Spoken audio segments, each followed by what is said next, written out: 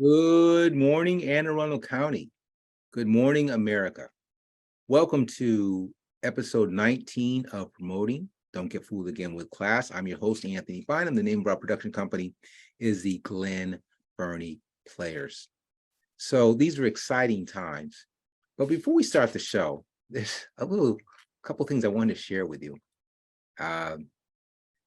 Just the other day, I was talking to my good friend about some economics, so to speak. And we were talking about breakfast, and he said he was going to have some grits at a certain restaurant, but then he said, well, I weighed the cost and decided to make them myself. And I said, well, costs it's just a cost of doing business. It's basically overhead. And he said, yeah, they're trying to pound me over the head. So that's very good. That's very good. There was another one I heard recently. It's a commercial. I think it's one of those finance commercials. I'm not sure, but the father's there, and the girlfriend has the new boyfriend, and the dad's not too impressed with the new boyfriend. And he says, "Look, young man, what are your prospects?" He said, "Well, sir, I'm an angel investor." He said, "Oh, an angel investor? Oh, well, tell me a little more about that." He says, "Pray for money." I said, that's good writing. That's good writing. Okay. Well, again, this is Promoting Don't Get Fooled Again with Class. And let's talk a little bit about part of our mission here. Part of our mission is to provide alternative viewings. Okay. We want there to be choices out there because there's so many choices already. So as far as Anne Arundel County is concerned, if you want to see the Lithicum concert series, last week it was a guy named Pet Rock. It wasn't Kid Rock, it was Pet Rock, and he was knocking out 60s and 70s classics. If you want to see Annapolis Opera, you want to see Ty Ridenhour, you want to see some streaming from the Glen Burnie Carnival or Juneteenth, just go to @Anthony Bynum 1948. That's Anthony Bynum is BYNUM 1948. And when you go to the site, just click live, and they're right there. Again, it's an alternative. As far as this week is concerned, we want to give credit where credit is due. We use Wikipedia for research, but also another new resource. This one is called Bartleby, BARTLEBY, and you'll see why they're important in just a moment. People that I admire. So you have to wonder, why did it take so long to get to this guy? Well, there's a lot of greats out there. They just are. And that's a beautiful thing, right? Having good choices. That's a good thing. This week, we want to talk about Booker T. Washington. Let me see if I can, if the book, there we go. There's a picture of the book right there. I've been reading this recently, and I'm just loving it. I'm just absolutely loving it. Fundamentals of Booker T. Born April 5th, 1856, or so is believed, in a place called Halford, Westlake Corner, Virginia. He died 1915 in Tuskegee, Alabama. He was part of the last generation born into slavery.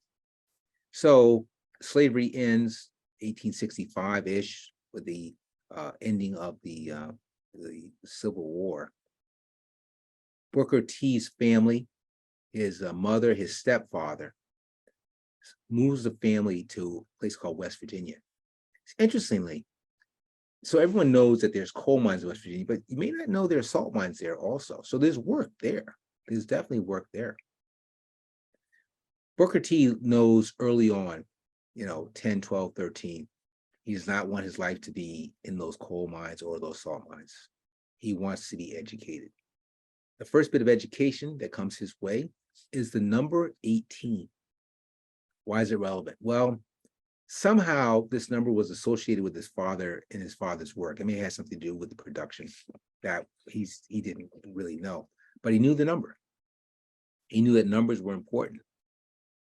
Somehow his mother, the most resourceful person in his life, gets her hand on one of these composite books that has the alphabet in it. Wow. He's trying to be self-taught. But you know what? He's got to work. His father makes sure there's work in either the coal mines or the salt mines for him. But he does get the opportunity to get some education with night school. But Booker T admits that he had a hard time getting to night school on time. It was just difficult for him because of work. And so he freely admitted this. There was a clock which must have measured when work was over, and he would manipulate the clock to get out in time to make it to night school. Someone caught on to it, probably the foreman, and why he didn't get in trouble, they put a lock on the clock, so nobody was manipulating it anymore after that. But he wanted to be educated, and like again, he knew that the salt mines, the coal mines was just not the answer. There was a mistress who was the wife, old mistress, who was the wife of the man who owned the foundry. And no one could work for her because she was so tough. She was an incredible taskmaster. And Booker T said, "Mom, I got to get out of these salt mines." And so she arranged for him to get a job working for her. And he figured her out fairly quickly. She just believed that there was a place for everything. And he mastered that, her thought process.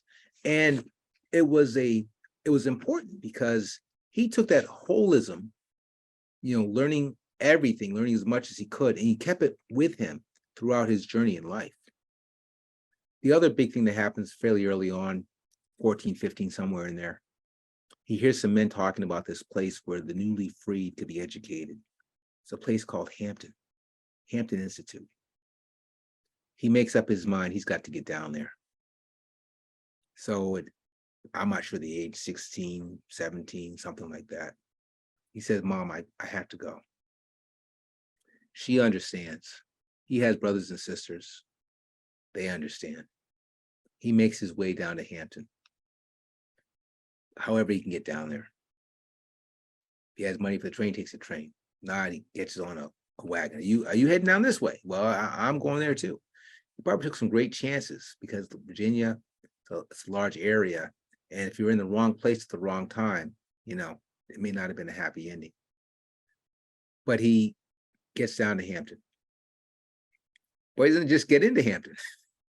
Okay. Because there's a woman who says who goes in and who goes out. School, it's a young school. He waits patiently. Probably not looking too good. Probably not smelling too good either, but he waits patiently. At the end of the day, the woman says, "Well, this room's very dirty around here. It's a mess. It needs to be cleaned up. There's a broom over there. Why don't you see what you can do?" He joyfully cleans because this is his opportunity. And the woman says, "Well, maybe there's a place for you after all." So he's admitted into the school. So in those days, you didn't actually have to pay for the education, but you'd have to pay for your room and board. After all, the school has to be solid, right? It had to be sustainable. And they worked something out because he was so good at cleaning. He basically financed through being a janitor. Basically, the school was looking for the best people to help as many as they could. That was part of General Armstrong's methodology. He was president of the school. The students loved General Armstrong, and Booker T loved him as much as anybody else. And he learned a tremendous amount from him. So there's one story where it's the middle of the winter and General Armstrong has this idea. He wants more students to school. The only way to do that is to have tents. And so he sets tents on the campus, and the upperclassmen would be in those tents. And they're all happy. It can get cold in Hampton. I went to Hampton. I know it can get cold in the wintertime. So he finishes the first year. He owes like $16. He goes back home. He's going to work, get the money. Somehow he gets the money. His brother helps him out, all those kinds of things to pay off. Unfortunately, somewhere in there, he lost his mother, and that deeply, deeply hurt him. but he knew that she would want him to go forward. And so he does. He drives home, goes back to school. I'm thinking that he probably only went for 2 years. I'm thinking in those days that was probably considered your degree. That's probably how it worked. So after it was done, he leaves, goes back to West Virginia to be a teacher, because there's a whole race of people who need and want to be taught. Not just 17-year-olds, not just 7-year-olds, 70-year-olds, not just 16, but 60. And he teaches all he can, and he's using every resource he can, and he's getting some help from the local community, because people just kind of, work together for the common good. But General Armstrong isn't done with him yet. He sends for Booker T. And while Booker T loved being home with his friends and the mission, he had to go. So he makes his way back to Hampton. See, General Armstrong had this idea about teaching some of the Native Americans. And people must have thought he was crazy. You can't teach those people. They're wild. They're warriors. They don't understand learning anything. General Armstrong said, I got just the man for the job. And it fell on Booker T. A strange dichotomy here, in that while there was complete segregation for the races in public facilities, restaurants, etc., Native Americans could go to these places if they chose. Booker T just had to accept that. And again, he learned from these students and brought that as part of his holistic approach to education. So he goes back, the summer school's over. And General Armstrong sends for him again. This time he wants to do summer school, and he's got just the man for the job. Again, this Booker T, he doesn't flinch. He just works at it. So I could talk about Booker T. Washington for a long time, but I'm going to close on this note. Everyone knows about Tuskegee. Well, let me tell you how it started. A couple of people, I believe one ex-slaveholder who was a banker merchant, and one ex-slave who would learn some of the trades during slavery, tinsmithing, blacksmithing, wheelwrighting. Somehow they were able to get the legislature to allot money for a school. Legislature of Tuskegee, I think it was Macon County, I think that's where that is. So they allot $2,000, but $2,000 is not for the building. $2,000 is just to pay the educators. That's it. So when Booker T takes the job, when they ask for him and he's in, and General Armstrong says he's the guy, there was no building to go into. He took what he got. And there was a shack and a church they borrowed, and eventually they came across a property.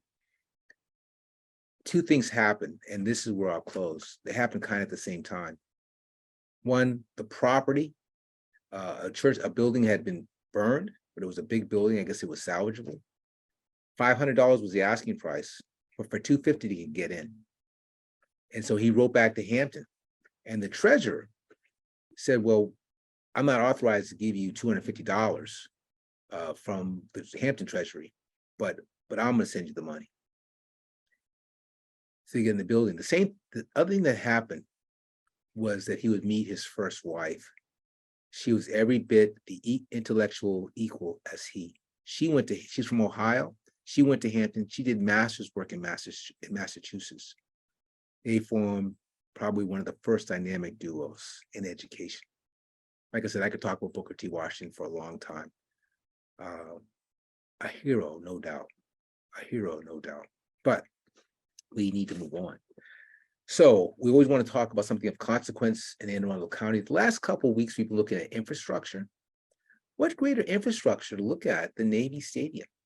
I'm going to do some sharing with you right now, so you can take a look at that.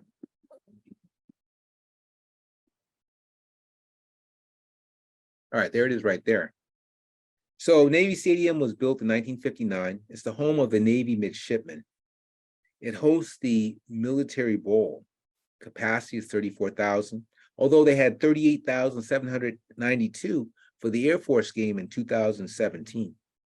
The name of the architect is called 360 Architecture, so that's a name for something else. That's an onion we're not going to peel today. The rivalry in these games. Right now, Navy has won 64 games, Army has won 54, and there have been 7 ties.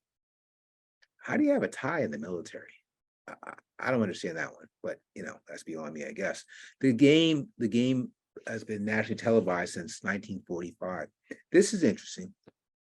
There are actually 5 military academies. Now we know about the Navy, and we know about West Point for the Army, and we know about the Air Force out in Colorado. But you know that the Coast Guard has an academy, but so does the Merchant Marines. Very interesting. Merchant Marines, maybe we'll talk about that some other time, but that's the infrastructure for our armed forces to be able to go wherever they need to be able to go throughout the entire world. But that's another subject. Okay, so we're going to stop sharing. Last thing we want to cover is a poem. Kind of keeping theme with sports, since we just talked about the rivalry in Navy Stadium. This poem was written by A.E. Housman. He lived from 1859 to 1936. It's called Twice a Week, the Winter Thorough. Twice a week, the winter thorough. Here stood I to keep the goal. Football then was fighting sorrow for the young man's soul. Now in Maytime, to the wicket, out I march with bat and pad. See the son of grief at cricket, trying to be glad. Try I will, no harm in trying. Wondered this, how little mirth keeps the bones of man from lying on the bed of the earth. Right on. So we just want to close by saying that it's a pleasure talking to Anne Arundel County. Episode 8 of Don't Get Fooled Again is right around the corner. We have some other surprises too, but we'll talk more about that later. So until next time, this is Promoting Don't Get Fooled Again with Class. I'm your host, Anthony Bonner, for everybody here at the Glen Burnie Players. Until next time, bye-bye.